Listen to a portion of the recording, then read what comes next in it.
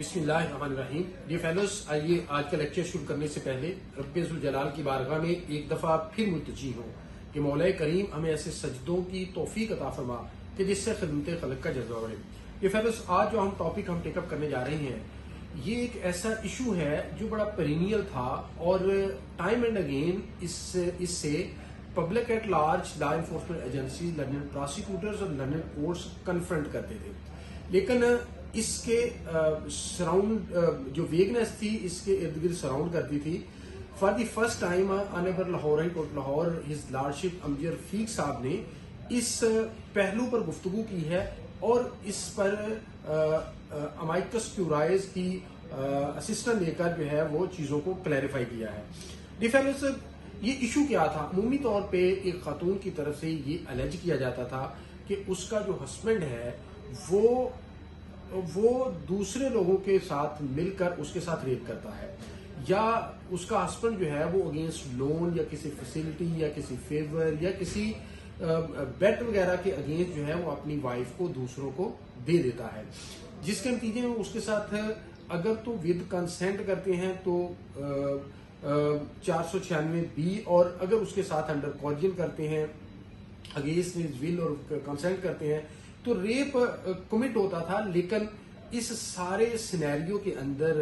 जो लाइबिलिटी थी एक हस्बैंड की, उसके हवाले से ये नहीं पता चलता था कि इस पर क्या सेक्शन ऑफ लॉ जो है वो अप्लाई करना है। ऑनरेबल कोर्ट ने इन सारी सिचुएशंस को जो है वो डिस्कस किया, जिसके अंदर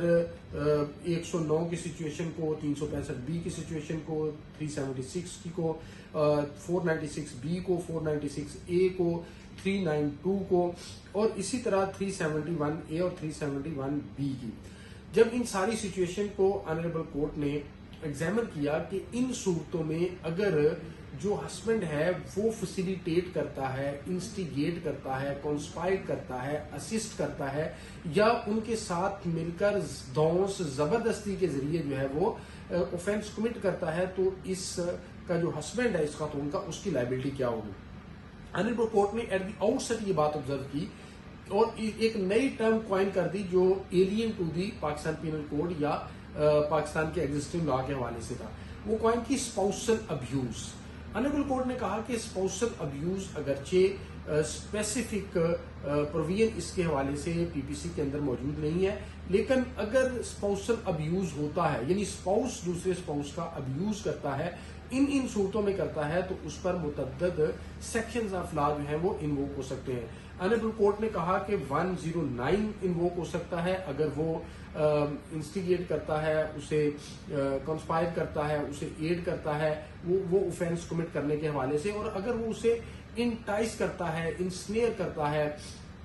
और उसको परसुएड करके ले जाता है और बाद में उसके साथ ऑफेंस 376 या 396B होता है, तो इस पर 365B का इस फेज के अंदर जो है वो अट्रैक्ट होगा इस बंदे पर। इसी तरह ऑनरेबल कोर्ट ने कहा कि 496A, 496B, 371A, 371B,